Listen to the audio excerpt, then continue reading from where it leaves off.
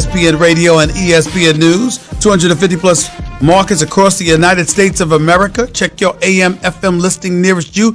Plus, ESPN 630 in the nation's capital.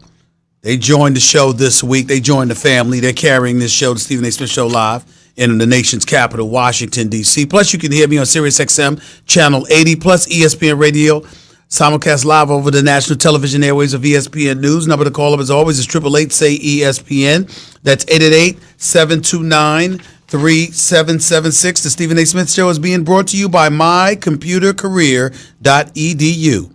Training for a better life.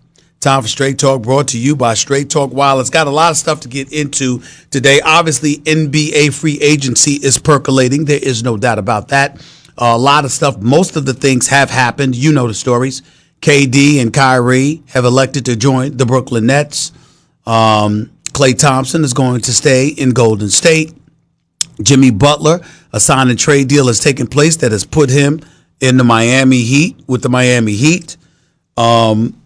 Tobias Harris has re-signed with the Philadelphia 76ers, 5 years, $180 million. Guys like J.J. Redick departed from Philadelphia to head to the New Orleans Pelicans and joined Zion Williamson and the crew.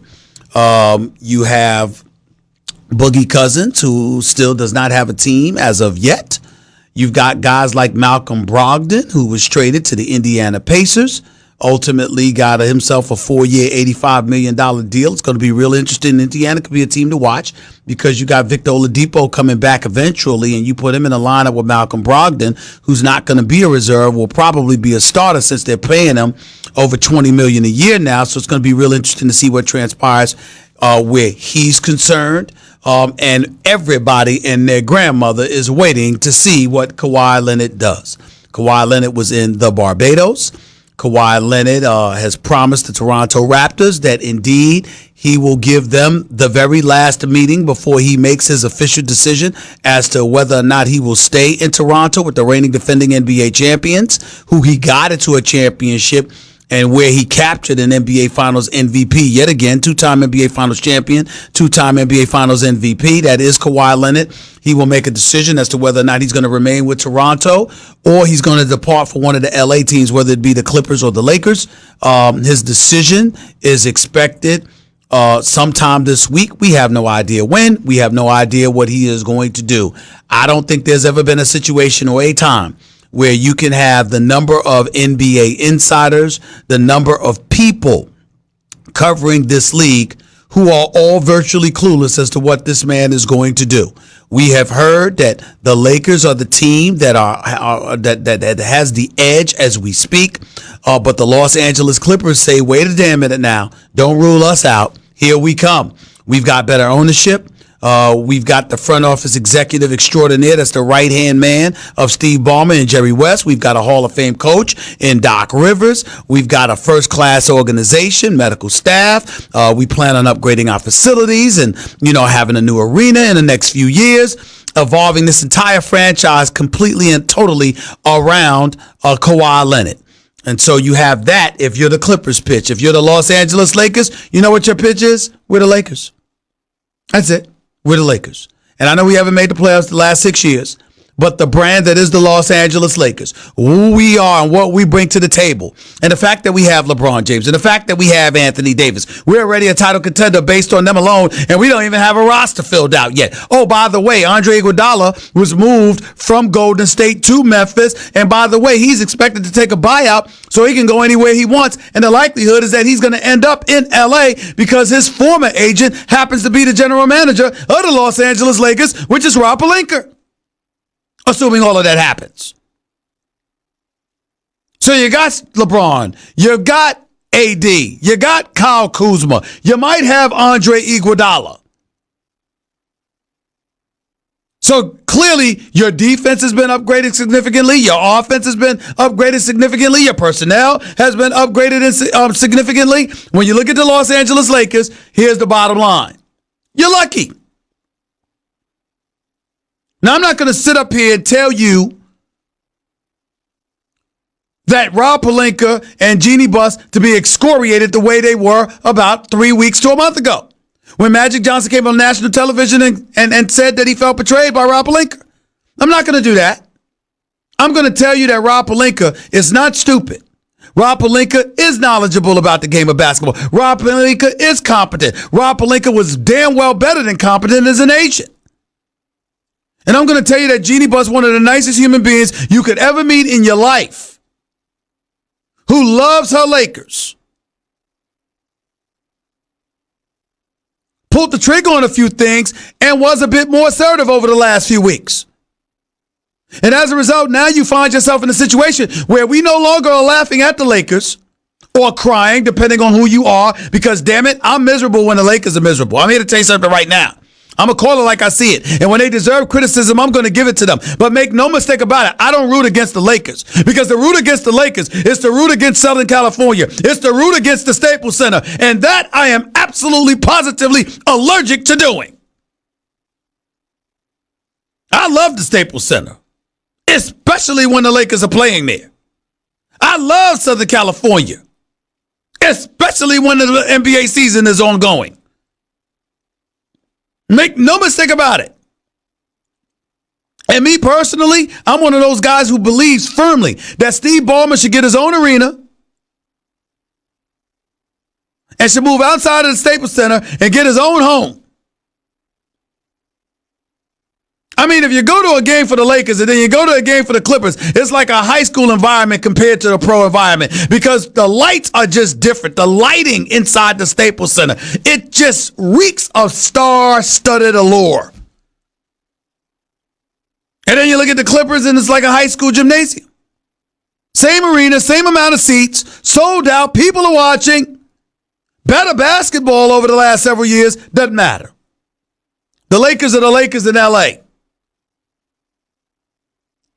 They are in no danger of suffering from the plight that the New York Knicks presently have at its doorstep. And that is the stepchild of basketball in your town, which is the Brooklyn Nets, have now taken over New York. 2 stars, 2 champions, picked Brooklyn over Broadway. 2 stars, 2 champions, said those bright lights and the world's famous arena can kiss my you-know-what. And they went to the Barclays Center. That is what happened. New York Knicks are not worse today than they were Sunday. They're not a worse team.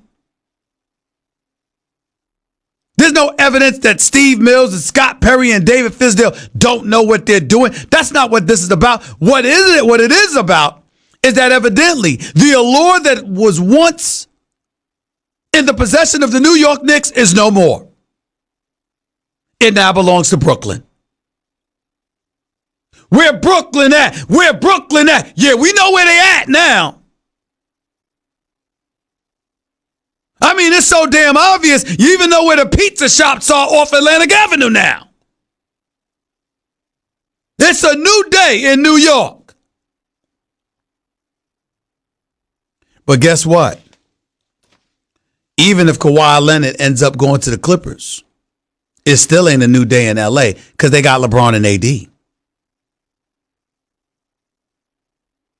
And that is what this comes down to. Me personally, I would rather Kawhi go to the Clippers than the Lakers, only because I love competition. And I detest the fact that cats team up with one another, join one another, and so dramatically shifting the balance of power that there's no reason to even pay attention to competition during the regular season, because it's just that lopsided. I want stars competing against each other. You know, one of the things that had me so excited about the playoffs? The fact that there was a first-round match between Oklahoma City and Portland. Because guess what? Russell Westbrook is undeniably a star, but so is Damian Lillard. And to watch those two brothers going at each other, that's what you live for right there, ladies and gentlemen. That's what you live for. And oh my Lord, you just crave for the days where, you know, that just returns. Let me tell you something. I thought it was a weak move when KD went to Golden State, but I got to tell you, when I pulled off the reins And it wasn't just because his mama is just the most adorable woman in the world and, was like, be nice. Thought I was too harsh. And damn it, she was right. Because I love me some Mama Durant. She is a special woman. But I got to tell you something.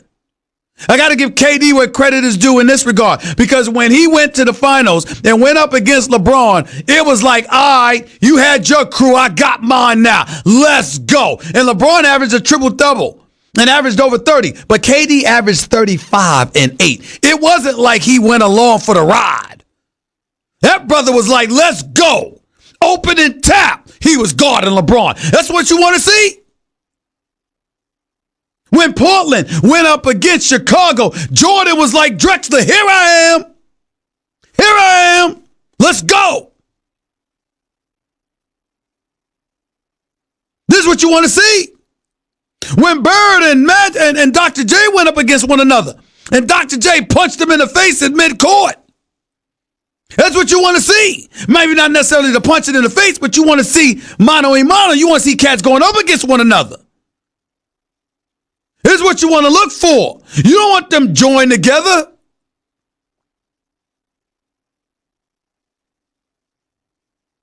When Dwayne Wade sat up there and accidentally, or whatever you want to call it, hit Kobe in an all-star game.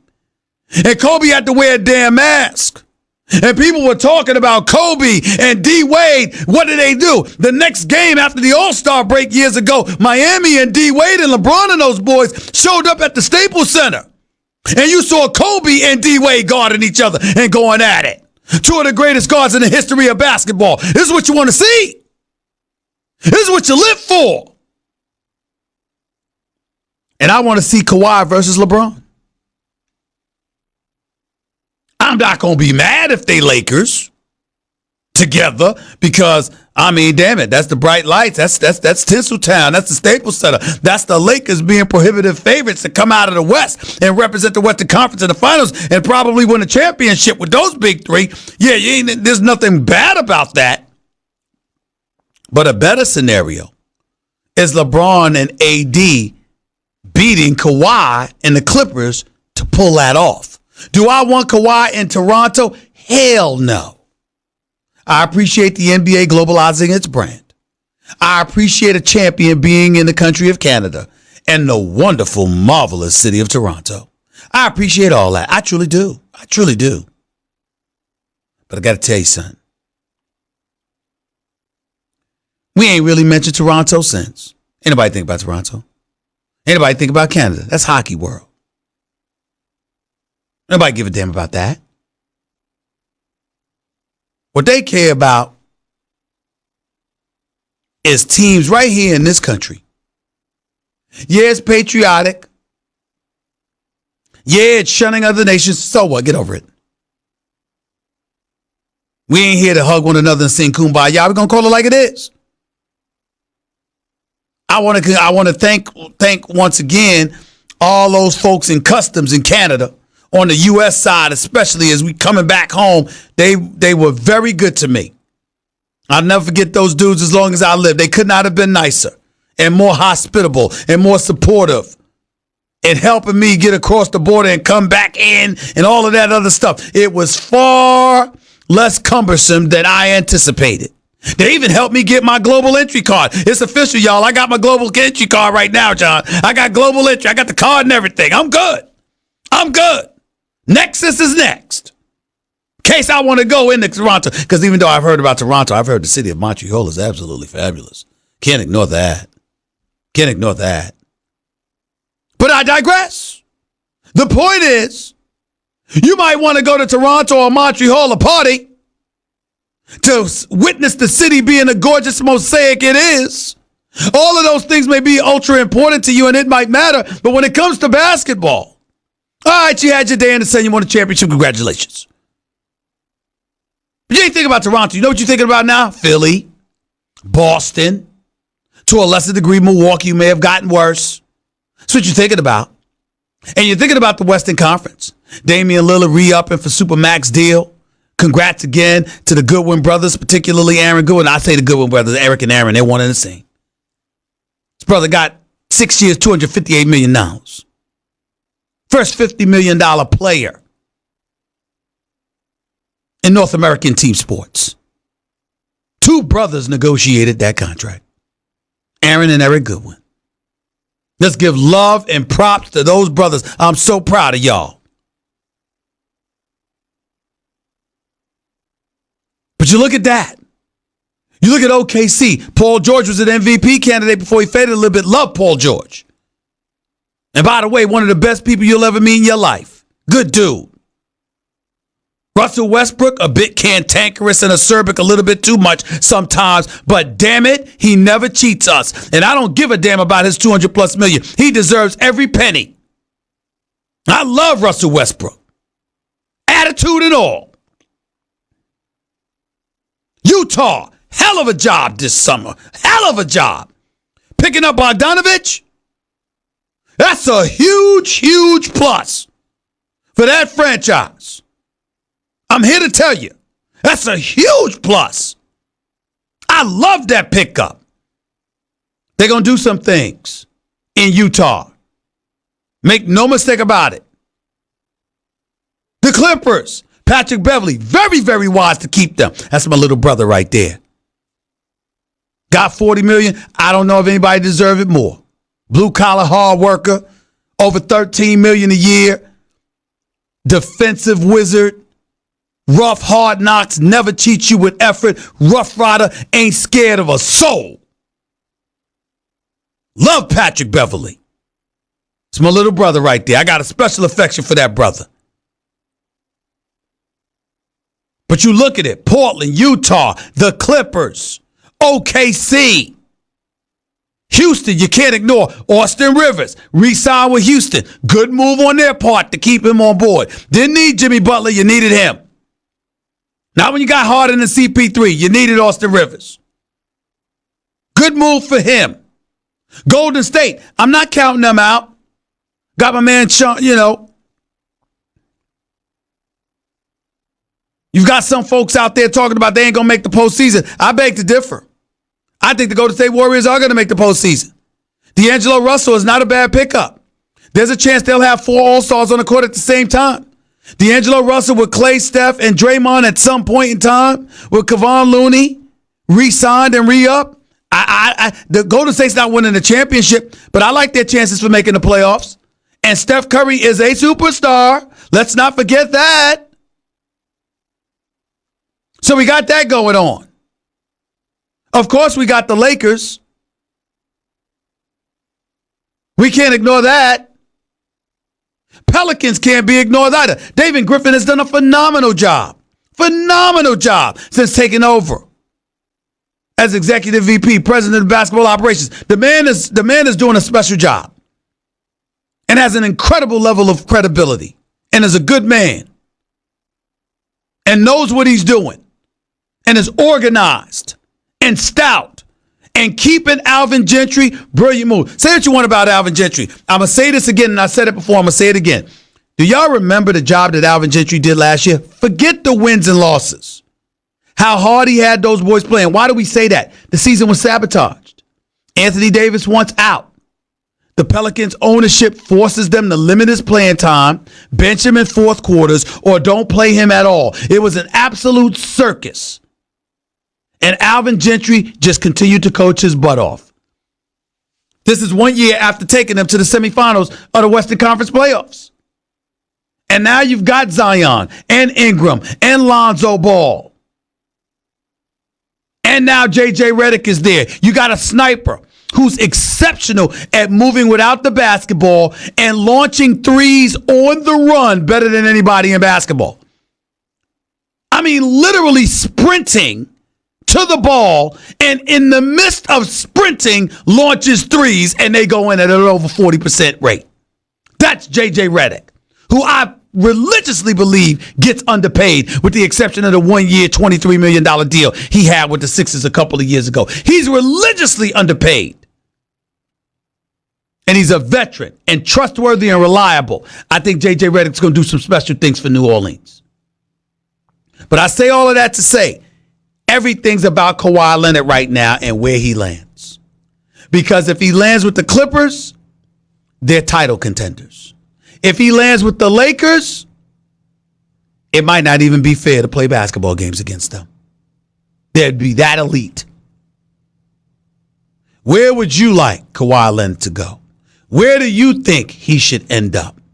And what do you think his arrival at whatever team he joins will truly dictate to the NBA? That's really the story. It really, really is. 888-SAY-ESPN. It's 888-729-3776. That was Straight Talk Wireless. Everything for less, only at Walmart. We'll get to your calls and more in a minute before having the wonderful Ramona Shelburne on to start off hour number 2 right here with Stephen A. ESPN Radio, ESPN News. By the way, everybody loves summer, except for sleeping in swampy, heat-trapping sheets with no way to get cool, stay dry, and obviously no rest. That's why you need Cheeks.